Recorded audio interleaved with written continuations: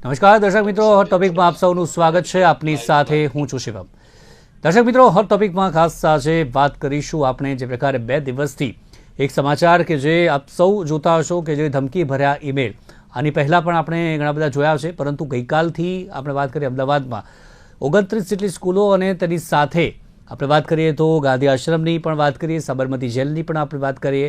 ધમકીભર્યો email આવ્યો અને તેમાં જે તમામ સ્કૂલોને 1:11 ગઈકાલે બપોરે ઉડાવી દેવાની ધમકી આપવામાં આવી. ત્યારબાદ તમામ સ્કૂલો કે જેમાં રજા આપી દેવામાં આવી, વાલીઓને બોલાવી દેવામાં આવ્યા અને સાથે જ આપણે વાત કરીએ તો વિદ્યાર્થીઓને રજા આપી દેવામાં આવી. ત્યારબાદ ડોગ સ્ક્વોડ હોય, બોમ્બ સ્ક્વોડ હોય, તમામ ટીમો પહોંચી ગઈ અને તપાસ કરી, પરંતુ દર વખતની જેમ કંઈ પણ તેમાં મળ્યું નહીં. અને આજે વાત કરીએ તો આજે પણ એવી જ ઘટના બની વડોદરામાં. કલેક્ટર કચેરી કે જેને પણ બોમ્બથી ઉડાવી દેવાની ધમકી આપી કે 1 વાગ્યા સુધીમાં કચેરી ખાલી કરી દેજો, નહીં તો બોમ્બથી ઉડાવી દેવામાં આવશે. આ એક વાત કે જે કરવામાં આવી. પરંતુ આ જે ઘટનાઓની વાત કરીએ તો આની પહેલાં પણ ઘણી બધી ઘટનાઓ જે બની છે દેશમાં, અલગ અલગ જે આપણે રાજ્યોની વાત કરીએ તો ત્યાં પણ આવી ઘટનાઓ બની છે. અને અત્યારે ફરી એક વખત આપણે વાત કરીએ અમદાવાદમાં, આની પહેલાં પણ ઘટનાઓ બની છે. પરંતુ ગઈકાલે આપણે વાત કરીએ અમિત શાહનો જે મત વિસ્તાર છે ત્યાંની જે નામાંકિત સ્કૂલો છે, જે મોટી મોટી સ્કૂલો છે, તેમને પણ આ ધમકીઓ આપવામાં આવી છે. સાથે જે ઈમેલમાં ઉલ્લેખ પણ કરવામાં આવ્યો છે અમિત શાહ અને લોરેન્સ બિશ્નોઈને પણ ટાર્ગેટ કરવામાં આવશે. અને ખાસ જે નિજ્જર છે, જે પ્રકારે કેનેડામાં જેની હત્યા જે પ્રકારે એન્કાઉન્ટર કરવામાં આવ્યું હતું તેનું પણ નામ આમાં લેવામાં આવ્યું હતું. પરંતુ ખાસ આજે વાત આપણે એ જ કરવાની છે કે આ પ્રકારની ઘટનાઓ જ્યારે ઈમેલ ધમકી ભરે આવે છે તેમાં પોલીસ કેવી કાર્યવાહી કરે છે. ગૃહ વિભાગની આપણે વાત કરીએ તો તે કેટલું સક્રિય છે. ક્યારેક લાચાર કે જે જોવા મળતી હોય છે પોલીસ, કારણ કે તે આરોપીઓ છે તેના સુધી પહોંચી નથી શકતા. તો આ નેટવર્ક કેવી રીતે આખું ચાલે છે, સાયબર માફિયાઓની આપણે વાત કરીએ. આવા સાયબર માફિયાઓ છે કે જે લોકોને થ્રેટમાં મૂકે છે, એ થ્રેટના કારણે એ લોકોના માનસિક રીતે કેવી અસર થતી હોય છે તેની પર આપણે વાત કરીશું. બાળકોમાં ખાસ કરીને, કારણ કે આજે બોમ્બની અફવા ઉડે છે અને ત્યારબાદ તુરંત બધાને ઘરે પહોંચવાનું, માતા પિતા હોય તે પણ હાઈપર જે પ્રકારે થઈ જતા હોય છે. ત્યારે આપણે વાત કરીએ તો આની અસર બાળકોમાં કે પછી અન્ય લોકોમાં કેવી રીતે એની માનસિક અસરો પહોંચતી હોય છે. અને સાથે જ એક નાગરિક તરીકે આપણે વાત કરીએ તો શું આપણે સાવચેતી રાખવી જોઈએ. સિવિલ ડિફેન્સની આપણે વાત કરતા હોઈએ ત્યારે આવી કટોકટીની પરિસ્થિતિ હોય કે પછી થ્રેટની પરિસ્થિતિ હોય ત્યારે શું સાવચેતી કે જે આપણે ખાસ કરીને રાખવી જોઈએ તેના મુદ્દે ખાસ કરીને આપણે આજે ચર્ચા કરવાની છે. અને મારી સાથે ચર્ચા કરવા માટે 3 મહેમાન કે જે જોડાઈ ગયા છે. અને 3 મહેમાનની આપણે વાત કરીએ તો બ્રિજેશ શાહ મારી સાથે સૌથી પહેલાં જોડાઈ ગયા છે, જેઓ કે જે સિવિલ ડિફેન્સ એક્સપર્ટ છે. અને મારી સાથે છે સ્નેહલભાઈ વકીલના સાયબર એક્સપર્ટ મારી સાથે જોડાયા છે. અને તેમની સાથે છે ડૉક્ટર જ્યોતિક ભચેજ, મનોચિકિત્સક છે. સ્વાગત છે ત્રણેયનું નિર્માણ ન્યૂઝમાં. Thank you so much. સૌથી પહેલા તો બ્રિજેશભાઈ આપનાથી જ શરૂઆત કરીએ તો સિવિલ ડિફેન્સ અમદાવાદ સાથે સંસ્થા સાથે આપ જોડાયેલા છો અને ક્વિક રિસ્પોન્સ જે પ્રકારે આપણે વાત કરીએ, આવી પણ ક્યારેક કટોકટીની પરિસ્થિતિ આવે, થ્રેટની પરિસ્થિતિ આવે ત્યારે નાગરિકોની ખાસ કરીને વાત કરીએ તો કેવા પ્રકારનો માહોલ બની જતો હોય છે. લોકોને સાવચેત સુરક્ષિત સ્થળે ખસેડવાના છે, તમામને ઘરે જે લઈ જવાના છે, ત્યારે એક નાગરિક તરીકે કેવી રીતે આપણે આપણું રક્ષણ કરવું જોઈએ, શું સાવચેતી ખાસ કરીને આવી સિચ્યુએશનમાં સૌથી પહેલા આપણે રાખવી પડતી હોય છે. Thank you. અને આ બાબતે હું જણાવું તો જ્યારે કોઈ પણ આવી પરિસ્થિતિ ઉદ્ભવે ત્યારે કોઈ પણ જાતનું પેનિક થયા વગર આપણે અત્યારે સ્કૂલની વાત કરીએ કે સ્કૂલની અંદર જે કંઈ પણ અત્યારે માહોલ છે કે ભાઈ બોમ્બની વાતના મેસેજના લીધે, તો આવી પરિસ્થિતિની અંદર સ્કૂલથી લઈને સ્કૂલ છે, હોસ્પિટલ છે કે મલ્ટીપ્લેક્સ છે,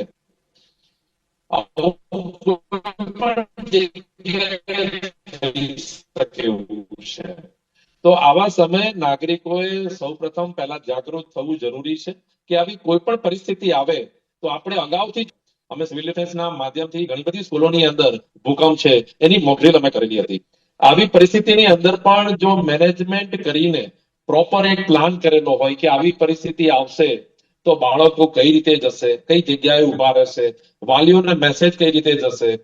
હું તો ત્યાં સુધી કહું છું કે ઇવન જે મા બાપ છે એ લોકોએ પણ ધ્યાન આપવું અને આની અંદર રસ લેવાનો જરૂરી છે કે આવી પરિસ્થિતિ આવશે તો આપણે શું કાર્ય કરવાનું છે, તો જેથી કરીને જે કોઈ પણ પરિસ્થિતિ ઉદ્ભવે તેમાં પેનિક થવાની જગ્યાએ આપણે એ કાર્ય પ્રોપર કરી શકીએ. ચોક્કસથી પેનિક થવાની જરૂર નથી. આગળ પણ વિસ્તારપૂર્વક આપણે ચર્ચા કરીશું, પરંતુ તેની સાથે સ્નેહલભાઈ જોડાયા છે. સ્નેહલભાઈ, ખાસ જે પ્રકારે આપણે વાત કરીએ સમગ્ર દેશમાં અલગ અલગ જગ્યાએ આવી પ્રકારની ઘટનાઓ બની છે, અને જે પ્રકારે આ ઈમેલ દ્વારા જે ધમકીની આપણે વાત આવે છે ત્યારે તેને પકડવામાં ક્યાંક ને ક્યાંક પોલીસ પણ લાચાર બની જતી હોય છે. કેવી રીતે આ જે સમગ્ર નેટવર્ક છે તે કામે જે લાગતું હોય છે અને આ ધમકીભર્યા મેલ આવે છે પરંતુ તેને પકડી પણ નથી શકતા આપણે, ખૂબ જ વાર લાગતી હોય છે ક્યારેક પકડવામાં, પહોંચવામાં ક્યાંક ને ક્યાંક વાર લાગતી હોય છે. તો કઈ રીતે આ સાયબર માફિયાઓ કે જે આવી ઘટનાઓને અંજામ આપતા હોય છે? જી સર, અત્યારે અગર આપણે વાત કરીએ તો ટેકનોલોજીકલી આપણે બધા જ એક એવા ફેઝમાં ચાલી રહ્યા છે કે કોન્સ્ટન્ટ અપડેશન કઈ ને કઈ આવ્યા કરે છે. અત્યારે like there are an number of things કે જેનાથી તમે લોકોને બહુ ઇઝીલી મેન્યુપ્યુલેટ કરી શકો છો. Starting from email spoofing. Email spoofing એક એવી વસ્તુ હોય છે કે જેમાં તમને એક લેજિટિમેટ ઈમેલ આઈડી મળતું હોય છે અને તમે એવું પ્રિટેન્ડ કરો છો કે ફોર એક્ઝામ્પલ સ્કૂલના જે પ્રિન્સિપલ છે તેમનું ઈમેલ તમે લઈ લીધું અને એ ઈમેલ જ્યારે જાય એટલે એ ઈમેલથી મેલ સેન્ડ થતા હોય છે, બટ ઇનફેક્ટ એકચ્યુઅલી અગર તમે સિચ્યુએશન જોવા જાઓ તો it is sent by a third person. એટલે તમને એ બીફૂલ કરવામાં આવે છે અને એ વ્યક્તિને ટ્રેપ કરવા માટે એનો ઈમેલ યુઝ કરવા માટે બિલકુલથી આ ક્રિમિનલ આવા સ્ટેપ્સ લેતા હોય છે. ઘણી બધી ફેરી એવી સિચ્યુએશન થતી હોય છે કે એમાં કંઈક નાનો મોટો માઇનોર ચેન્જ પણ નથી હોતો. there are some of the authentication things જાણે કે SPF છે, DMARC છે કે જેનાથી તમે જોઈ શકો છો ઈમેલ સ્પૂફિંગ ને. બટ ફ્રેન્કલી આ વસ્તુ વેબસાઇટ્સ અને ઈમેલ જે આપણે કહીએ હેડર્સ તે યુઝ નથી કરી શકતા.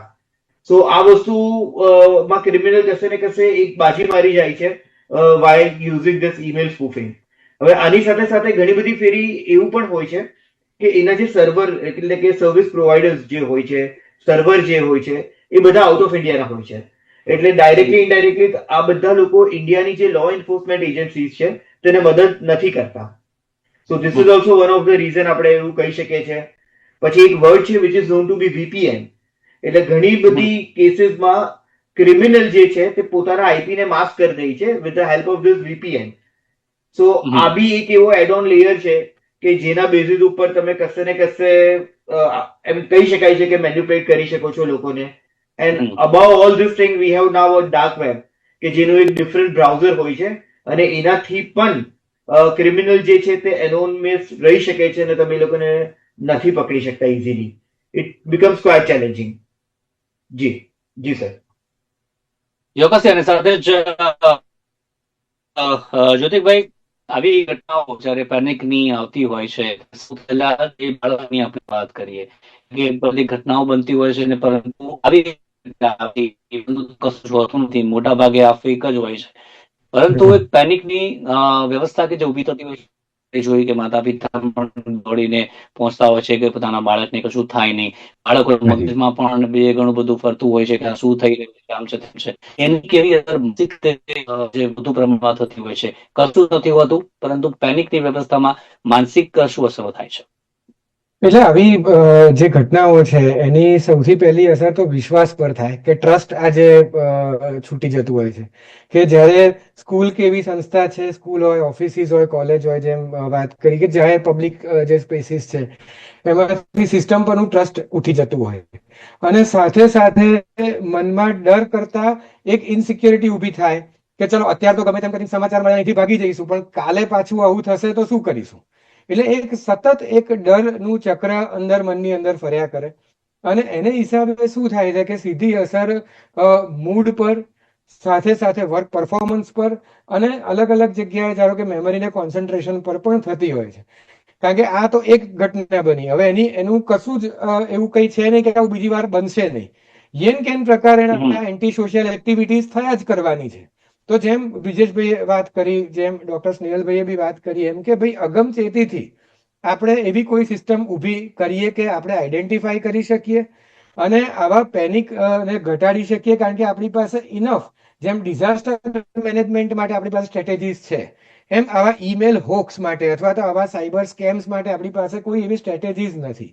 તો આપણે ઊભી કરવી જોઈએ, એક વસ્તુ. બીજું કે સાથે સાથે આજે બાળકો છે કે ઇવન ટીચર્સના લેવલ પર બી કે તરત કોઈ પણ વસ્તુ પર વિશ્વાસ માની લેવો કે તરત એને બિલીવ કરવું, તો એના ચકાસણીના સ્ટેપ્સ પણ આપણે જો શીખીએ ને તો પણ આઈ થિંક આ ગભરાટ અને આ જે એકદમ ડરનો માહોલ ઘટાડી શકીએ.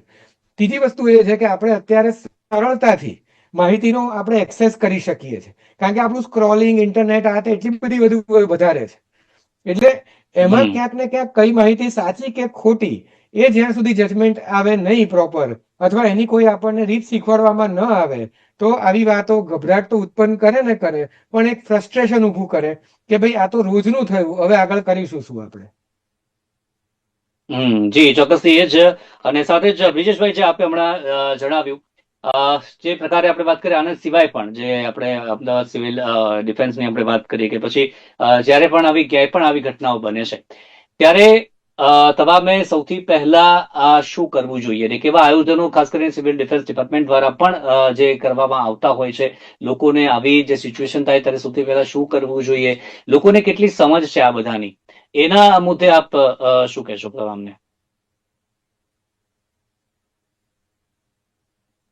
સૌ પ્રથમ જણાવીશ કે જે કંઈ પણ સ્કૂલોની અત્યારે વાત કરીએ તો મોટાભાગની જે સ્કૂલોની અંદર આ રીતની તાલીમ અમે લોકોએ આપેલી છે.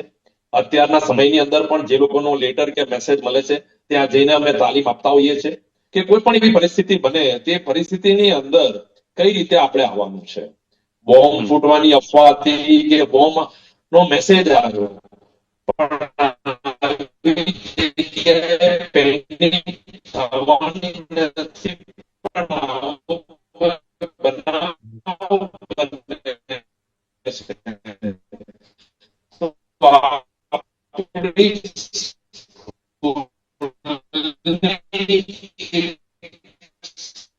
આપણો નેટવર્ક ઇશ્યુ આવી રહ્યું છે. આપણું નેટવર્ક તૈયાર હોવી જોઈએ.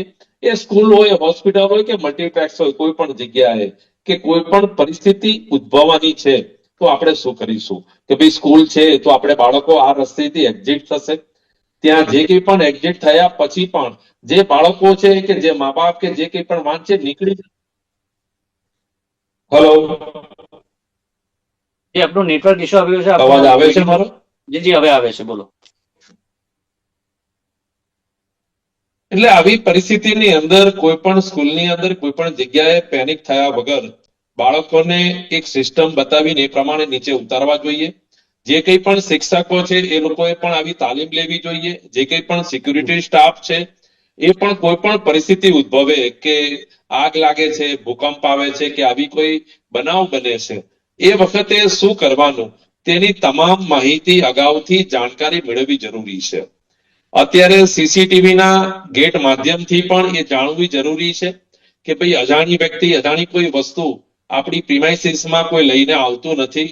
એ બધી બાબતો પણ ધ્યાન રાખવી જરૂરી છે. અને આવી માહિતી માત્ર સ્કૂલો માટે નથી, જ્યાં પણ અત્યારે જનસંખ્યા આપણી વધારે હોય છે કે જ્યાં આપણે નુકસાન વધારે થઈ શકે એવું છે, મલ્ટીપ્લેક્સમાં આપણે જઈએ, દવાખાનામાં જઈએ કે સ્કૂલો છે, એવી જગ્યાએ પણ આ બધી બાબતોનું ધ્યાન રાખવું ખૂબ જ જરૂરી છે અને એની તૈયારી કરવી જરૂરી છે. અને આ બાબતે જે કોઈ પણ સંસ્થા, સ્કૂલ કે સામાન્ય નાગરિકને પણ આવી તાલીમ જોઈતી હોય તો સિવિલ ડિફેન્સ દ્વારા એ તમામ તાલીમ ફ્રી ઓફ ચાર્જ આપવામાં આવે છે. જી ચોક્કસ. અને જે જાહેર સ્થળોની આપણે વાત કરી તો તે જાહેર સ્થળના જે માલિક દ્વારા પોતાના જે એમ્પ્લોઈઝ છે તેમને આ પ્રકારની તાલીમ મળે તેના માટે કેટલા પ્રતિબદ્ધ હોતા હોય છે? આપની પાસે સંસ્થા પાસે આપણે વાત કરીએ તો કેટલા પ્રમાણમાં સામેથી કહેતા હોય છે કે આવી તાલીમ અમને આપવામાં આવે? એ પ્રકારની જાગૃતિ કેટલા આવી સંસ્થાના જે માલિકોમાં કે પછી એમ્પ્લોઈઝની આપણે વાત કરીએ તો તેમનામાં જોવા મળે છે આજકાલ? ટૂંકમાં એનો જવાબ પણ આપે.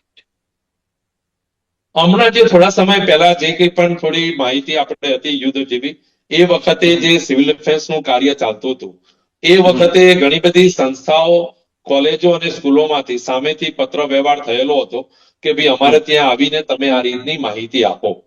પણ એ પણ કહેવું પડે કે સમય જતા ધીરે ધીરે એ લોકોના મેસેજ અને ઉત્સાહ એ પણ જતો રહેશે.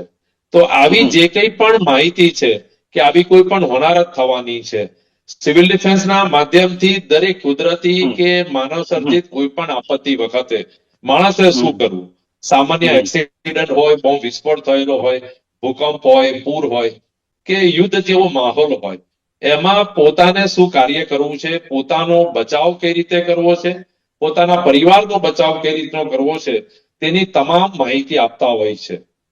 તો આવી તમામ માહિતી મેક્સિમમ નાગરિકોએ મેળવવી જરૂરી છે. ચોક્કસથી નાગરિકોએ મેળવવી જરૂરી છે. સ્નેહલભાઈ, જે આપણે હમણાં જે સિસ્ટમેટિક રીતે જે અત્યારે સાયબર ગઠિયાઓ કે સાયબર માફિયાઓ આ જે લાભ લઈ રહ્યા છે તેને પકડવું હોય તો પોલીસની આપણે વાત કરીએ, તંત્રની આપણે વાત કરીએ તો આની સામે ક્યાંક ને ક્યાંક અમુક વખત લાચાર હોય તેવું પણ લાગતું હોય છે. ગૃહ વિભાગની આપણે વાત કરીએ તો તે કેટલું સક્રિય છે આ લોકોને પકડવામાં. અત્યારે જે પ્રકારની ઘટનાઓ બની સમગ્ર દેશની વાત કરીએ તો આવા ધમકી ભર્યા જે ઈમેલની ઘટનાઓ છે, ઈ થ્રેટની આપણે વાત કરીએ છીએ, કેટલા આરોપીઓને આમાં પકડી પાડવામાં આવે છે, કેટલી સફળતા આ લોકોને પકડવામાં જે મળી છે, અને નથી પકડતા તો કેમ નથી પકડી શકાતા અને શું કરવું જોઈએ? સર, મેં આપણી હમણાં જ જે રીતની વાત થઈ હતી કે ઘણા બધા કેસીસ એવા હોય છે કે જેમાં બહુ બધા આઉટપુટ્સ એક સાથે નીકળતા હોય છે. ફોર એક્ઝામ્પલ, જેમ આપણે હમણાં જ વાત થઈ કે જે બી ક્રિમિનલ્સ છે તે ઘણી બધી ફેરી ઈમેલ સ્પૂફિંગ યુઝ કરતા હોય છે. આ સિવાય તેઓ ચીપ ડોમેન્સ લેતા હોય છે જે બહુ ઇઝીલી એક ફેરી એમનો મોટિવ ફૂલફિલ થઈ જાય એટલે એને ડિસ્કાર્ડ કરી દે છે. સિમિલરલી જે ઓવરસીઝ છે એટલે કે આઉટ ઓફ ઇન્ડિયાના સર્વિસ પ્રોવાઈડર્સ એ લોકો લેતા હોય છે. સિમિલરલી એ લોકો આ જે સર્વર્સ છે તે બધા સર્વર બી એ લોકો આઉટ ઓફ ઇન્ડિયાના લેતા હોય છે. એટલે આ બધી વસ્તુમાં જ્યારે બી આપણી લો એન્ફોર્સમેન્ટ એજન્સીઝ કંઈક ને કંઈક ઇનપુટ એ લોકો પાસે માંગતી હોય છે તો એ લોકોને ટાઈમસર અને પદ્ધતિસર એ વસ્તુ મળી નથી શકતું. સિમિલરલી VPN કે જે તમારા આઈપી ને માસ્ક કરી રહી છે, એ પણ આ લોકો યુઝ કરે છે જે બી સિચ્યુએટેડ હોય છે ક્રોસ બોર્ડરે એટલે કે આઉટ ઓફ ઇન્ડિયામાં. સો એની પાસેથી બી આપણે ઇન્ફોર્મેશન લેવી એ એક ચેલેન્જ થઈ જાય છે. ને અત્યારે આપણે ડાર્ક વેબનો જે ફેઝ થઈ રહ્યો છે તો ડાર્ક વેબના બેઝિસ ઉપર પણ એવા ઘણા બધા એનોનિમસ ટ્રાન્ઝેક્શન થતા હોય છે કે જેને ઇઝીલી આપણે ટ્રેક નથી કરી શકતા. આ બધી વસ્તુ તો જે થઈ that are the limitation, but અત્યારે પણ આપણે ઘણી બધી વસ્તુ કરી શકીએ છીએ. એમાં એક વસ્તુ એ છે કે આપણે જ્યારે ફોરેન્સિક ઇન્વેસ્ટિગેશન કરતા હોઈએ છીએ તો ત્યારે we have a very good forensic team. એ લોકો પણ પોઝિટિવલી એની અંદર પોતાનું ઇનપુટ આપી શકે છે. સિમિલરલી એમલેક એટલે કે મ્યુચ્યુઅલ લીગલ અસિસ્ટન્ટ ટ્રીટી જે છે ઇન્ડિયાની, તો એના બેઝિસ ઉપર there are couple of countries કે જેની સાથે આપણે એકચ્યુઅલી રિલેટેડ છે અને એ લોકો કોઈ ત્રીજા વ્યક્તિ સાથે રિલેટેડ છે જેની સાથે આપણું ડાયરેક્ટ અસિસ્ટન્સ નથી. તો વાયા ધેટ ચેનલ ઓલ્સો આપણે ઇન્ટરનેશનલ ક્રોસ બોર્ડર ટ્રાન્ઝેક્શનમાં ડિટેલ્સ મંગાવી શકીએ છીએ. So that is one of the important base. એક બીજો ટ્રીટી છે which is Budapest convention, cyber crime treaty છે, જેમાં અનફોર્ચ્યુનેટલી ઇન્ડિયાનો પાર્ટિસિપેશન નથી, but directly indirectly we can use all this thing. IT એક્ટની આપણે વાત કરીએ તો એમાં there is a section which is section 75 કે જે ઇન્ટરનેશનલ ટ્રાન્ઝેક્શન ઉપર કે ઇન્ટરનેશનલ સાયબર ક્રાઇમ ઉપર ફોકસ કરે છે અને એના બેઝિસ ઉપર બી તમે એક્સ્ટ્રાડિટ કરી શકો છો એવી વ્યક્તિને. Similarly there is one dangerous section of IT Act which is section 66F which talk about cyber terrorism. એટલે બીજા ઘણા બધા સેક્શન છે પણ હું એમાં મુદ્દાના સેક્શનની જ વાત કરીશ due to the limitation of time. So according to this section તમે આ લોકોની સામે if the threat is affecting the society at large કે nation at large તો તમે સાયબર ટેરરિઝમના બેઝિસ ઉપર એ લોકોને લાઈફ ઇમ્પ્રિઝનમેન્ટ લગીન લાયબલ કરી શકો છો. So all this are things. થોડી ચેલેન્જ છે, થોડા બેઝ છે, બધા આપણે ઇનપુટ આઉટપુટ મિક્સ કરીને આપણા એક એફર્ટ આપવાના હોય છે અને વી કેન એક્સપેક્ટ આપણી લો એન્ફોર્સમેન્ટ એજન્સી સારી કોર્ડિનેટેડ છે તો જલ્દી આપણે પોઝિટિવ રિઝલ્ટ મળશે. જી સર. એ જ ચેલેન્જ ઘણી બધી છે, સામે પોઝિટિવ રિઝલ્ટ લાવવાનું છે. ત્યારે ગૃહ વિભાગ જે રાજ્યનું હોય કે પછી કેન્દ્રનું હોય તે હવે આમાં કેવા પગલા લે છે, કારણ કે એક વાત ઘટનાઓ સતત આ વધી રહી છે અને તેના કારણે લોકોમાં પણ પેનિક કે જે વધી રહ્યું છે અને જાહેર સ્થળો પર જ્યારે પણ જતા હોઈએ છે ત્યારે એ જ આપણા મનમાં ફર્યા કરતું હોય છે કે હું અહીંયા જઉં છું તો આ જે ઘટના બની હતી એ આપણા મગજમાં સતત ફર્યા કરતું હોય છે. જ્યોતિકભાઈ, એક વખત આવી ઘટના જયારે કોઈની સાથે બને છે, જયારે સ્કૂલોમાં ગઈકાલે બની, તો એ વિદ્યાર્થીઓના મગજ પર નાના હોય કે પછી મોટા હોય તો એમના મગજ પર એ વસ્તુ કે જે ફર્યા કરતી હોય છે. બીજા દિવસે સ્કૂલે આવે છે, ઘણા આજે સ્કૂલે પણ નથી ગયા, ઘણા પાંખી હાજરી જોવા મળી છે એને કારણે જ કે આજે સ્કૂલે નથી જવું મારે. પરંતુ સમય જતા જતા આપણે જયારે પણ આવા જાહેર સ્થળો જેમ કે મલ્ટીપ્લેક્સની હમણાં વાત કરી હમણાં જે બ્રિજેશભાઈ, કે પછી આવા જાહેર સ્થળોએ જઈએ છે, એ વાત સતત આપણા મગજમાં ફર્યા કરતી હોય છે. તો તેની લાંબા ગાળાની અસરો કેવી જતી હોય છે? જો આપણા મગજમાંથી વસ્તુ ન નીકળે તો કેવી અસરો જોવા મળતી હોય છે? ખૂબ જ સરસ તમે પ્રશ્ન પૂછ્યો, કારણ કે આ જે આખું છે ને એ મનની અંદર એન્ઝાઇટી એટલે એક અકારણની ચિંતા સદાયને માટે એક બેકગ્રાઉન્ડમાં ચાલ્યા કરતી હોય અને એને કારણે પેનિક ડિસઓર્ડર અથવા તો એકદમ આકસ્મિક ચિંતાનો હુમલો આવતો હોય કે જેમાં કોઈ પણ આવી જાહેર જગ્યા જતા પહેલા ગભરાટ થવા માંડે, ધબકારા વધે, પરસેવો થઈ જાય અને એવું વિચાર આવે કે ત્યાં જઈશ અને આવું થશે તો હું શું કરીશ. એટલે એને કારણે અવોઇડન્સ લોકો જવાનું ટાળતા હોય છે. બીજું કે લાંબા ગાળાની અસર શું થતી હોય છે કે આવા 2-3 વખતના કિસ્સાઓ સાંભળવામાં આવે ને એવું થાય તો એને કારણે પીટીએસડી એટલે કે પોસ્ટ ટ્રોમેટિક સ્ટ્રેસ ડિસઓર્ડર થાય કે મનની અંદર એ માનસિક આઘાત એટલો બધો ઊંડાણપૂર્વક અંદર એની છાપ છોડીને ગયો છે કે એને હિસાબે રાત્રે ઊંઘમાં અચાનકથી એ જાગી જાય કે બિહામણા સપના આવે અથવા તો ધારો કે પરિવારના લોકો બી કદાચ બહાર જતા હોય તેને જવાની ના પાડે, એકલા રહેવાની એને તકલીફ થાય અથવા આવી કોઈ ચર્ચા થતી હોય તો એમાં ઇરિટેશન કે ગુસ્સો આવવા માંડે. અને બાળકોને જ્યારે પીટીએસડી થતો હોય ત્યારે એમની પર્સનાલિટી એટલે કે સ્વભાવ અને વ્યક્તિત્વ પર એની અસર થતી હોય અને એટલા માટે આપણે જોઈએ છીએ. આ તો ચલો અહીંયા આ વસ્તુ બની, આવા તો કેટલાય ગન શોટ એટલે કે ગોળીબારના કિસ્સાઓ વેસ્ટમાં તો આપણે જોયેલા જ છે. એ સિવાય પણ કેટલા ટેરરિસ્ટ હુમલાને આપણે સાંભળીએ તો તમે જુઓ કે લોકો આજે એકલવાયા થતા જાય છે, લોકો ઘરમાં રહે છે, ઓનલાઈન શોપિંગો કરે છે. એનું કારણ શું છે? કારણ કે અંદર એક ગભરાટ અને લોકોનો સામનો કરવો કે સિચ્યુએશનમાં જવું એમને અવોઇડ કરવાની એક ટેવ પડી ગઈ છે. એનું કારણ આ છે જી કે હું જઈશ તો મને કંઈ થવું ના જોઈએ, મારી લાઈફ સેફ હોવી જોઈએ. એટલે આ બધી જ માનસિક અસરો થતી હોય છે. જી ચોક્કસથી. તો આ બધી જ માનસિક અસરો અને જે આપણે આગ ક્યારેક લાગે છે કે કોઈ લક્ઝરી જઈ રહી છે અને તેમાં જે પ્રકારે આગ લાગવાની ઘટના હમણાં જ 2-4 મહિના પહેલા બની હતી અને તેમાં 20 જેટલા લોકો કે જે જીવતા પહોંચ્યા હતા. પ્લેન ક્રેશની ઘટના છે. આવી જે અમુક જે ઘટનાઓ છે કે માનસ પટલ પર છવાઈ જતી હોય છે ને જ્યારે આપણે તેમાં સફર કરતા હોઈએ છીએ ત્યારે પણ આપણા મગજ પર એ વસ્તુઓ કે જે સતત ફર્યા કરતી હોય છે અને એ એક માનસિક તણાવ પણ ઉભો કરતી હોય છે અને જે હમણાં વાત કરી જ્યોતિભાઈએ કે તે પણ સમસ્યાઓ કે જે સર્જતી હોય છે. ત્યારે આ બધી ઘટનાઓ પણ ભલે ફેક હોય છે પરંતુ એ ફેક હોવાની જાણ આપણને થયા છતાં પણ આપણા મગજ પર એ વસ્તુઓ કે જે ફર્યા કરતી હોય છે કે આવું કંઈક થઈ જશે તો.